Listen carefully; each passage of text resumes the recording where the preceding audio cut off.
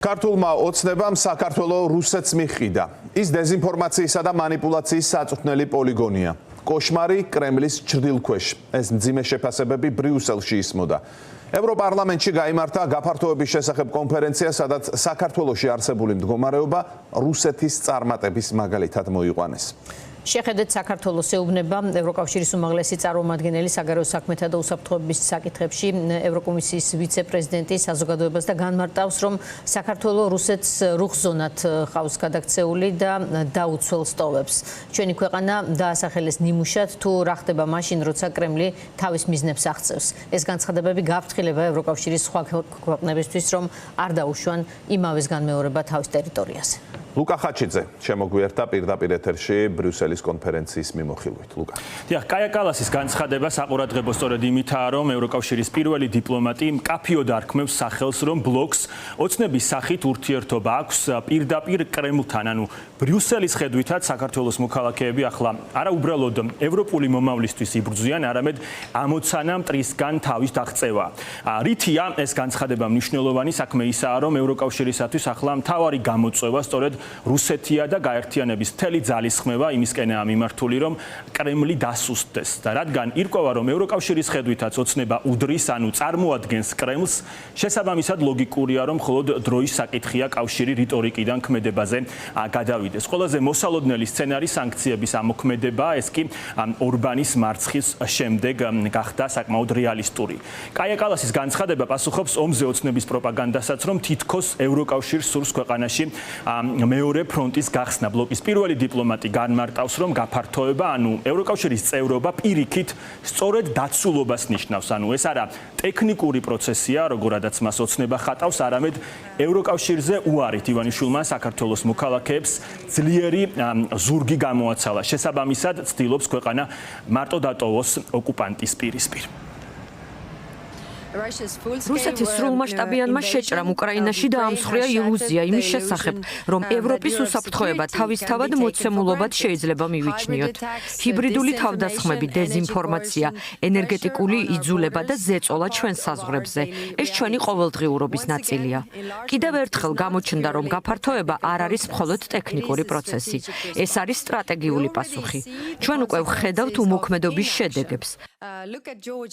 შეხედეთ საქართველოს, ქვეყანას, რომლის ხალხსაც უმრავლესობით სურს ევროპული მომავალი, თუმცა მისი ხელმძღვანელობა ზღუდავს პოლიტიკურ გამოხატვას და ავიწროვებს სამოქალაქო სივრცეს. საქართველო ასევე არის მკაფიო შეხსენება იმისა, თუ რა ხდება მაშინ, როდესაც რუსეთი წარმატებას აღწევს, როდესაც ქვეყანა რჩება რუხ ზონაში, დაუცველი იძულებისა და დემოკრატიული უკუსვლის წინაშე. გაფართოება სხვა სახელით წოდებული უსაფრთხოების პოლიტიკაა. მოდით ეს მივუსადაგოთ ჩვენს ამჟამინდელ კანდიდატ ქვეყნებს. კანდიდატმა ქვეყნებმა უნდა დააჩქარონ რეფორმები, განსაკუთრებით ფუნდამენტურ საკითხებში, კანონის უზენაესობა, სასამართლოს დამოუკიდებლობა, მედიის თავისუფლება და კორუფციასთან ბრძოლა. როგორც იმ ქვეყნის წარმომადგენელი, რომელმაც ეს გზა გაიარა, გეტყვით, რომ ეს არ არის მხოლოდ ფორმალური მოთხოვნების შესრულება. საქმე ეხება ქვეყნის კეთილდღეობას, რადგან თუ კომპანიები ენდობიან თქვენი ქვეყნის სამართლებრივ სისტემას, ისინი ასევე ენდობიან და ჩადებენ ინვესტიციებს თქვენს ქვეყანაში, რაც თავის მხრივ ნიშნავს სამუშაო ადგილებს, ეკონომიკურ ზრდასა და კეთილდღეობას ხალხისთვის. ბოლოჯერ გაფართოების ფანჯარა 13 წლის წინ იყო ღია, თუმცა შემდეგ ისევ დაიხურა. ახლა ეს ფანჯარა კვლავ ფართოდ არის გახსნილი, მაგრამ უკვე ვხედავთ ნიშნებს, რომ ის ნელ-ნელა ისევ იხურება. ჩვენ ნამდვილად მთელი ძალისხმევით უნდა გამოვიყენოთ ეს მომენტი, რათა 20-30 წლისთვის ახალი ქვეყნების გაწევრიანება რეალისტურ მიზნად იქცეს. თუმცა ეს ასევე არის არჩევანი, რომელსაც ჩვენ თავად ვაკეთებთ. ეს განცხადება კაია კალასმა ევროპარლამენტში გააკეთა. გაფართოების შესახებ ღონისძიების ორგანიზატორი იყო ევროპელი სოციალისტების პარტია, რომლის ნაწილი იყო წლების წინ ქართული ოცნება, თუმცა ჯერ კიდევ ანტიდემოკრატიული პოლიტიკის დასაწყის ეტაპზევე გაერთიანება მიხვდა, ვისთან ჰქონდა საქმე ოლიგარქის პარტიას გარიცხვა დაუპირა, ეს ოცნებაში გაიგეს და შეიძლება ითქვას გამოასწრეს. ამ ღონისძიებაზე კაია კალასი არ იყო ერთადერთი, ვინც ოლიგარქის პარტია რუსულ ძალად ამხილა ტობიას კრემერმა, რომელიც საქართველოზე თანამომხსენებელი შესაძლებელია. პირდაპირ თქვა, რომ ოცნებამ ქვეყანა სწორედ ოკუპანტს მიჰყიდა.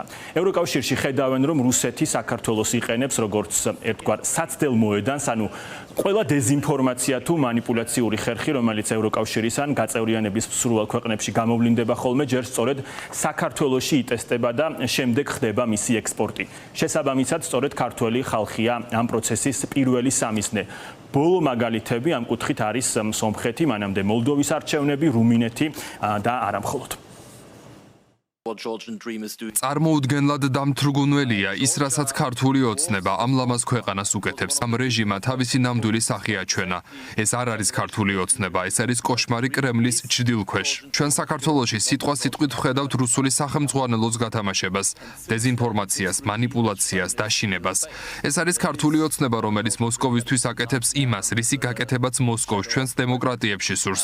ეს არის დეზინფორმაციისა და მანიპულაციის საწვრთნელი პოლიგონი. ქართულმა ოცნებამ ყოველგვარ მოჩვენებითობაზე უარი თქვა. მათ უარი თქვეს ევროპელობის მცდელობაზე. მეტიც, ვისურვებდი, რომ ისინი საკუთარ მოქალაქეებთან ბოლომდე გულწრფელები იყვნენ და აღიარონ, რომ რასაც აკეთებენ, არავითარ კავშირშია ევროპასთან, რასაც ისინი აკეთებენ საკუთარი ქვეყნის რუსეთისთვის მიყიდვაა.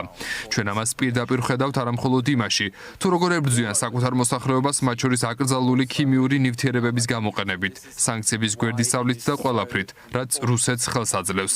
მათ ხელი ჩაიქნიეს ევროპაზე. თუმცა, მით უფრო მნიშვნელოვანია, რომ ევროპამ არ ჩაიქნიოს ხელი საქართველოზე. ევროკავშირმა ვერ შეძლო იმის გაკეთება, რაც აუცილებელი იყო, მაგრამ მე იმედი მაქვს.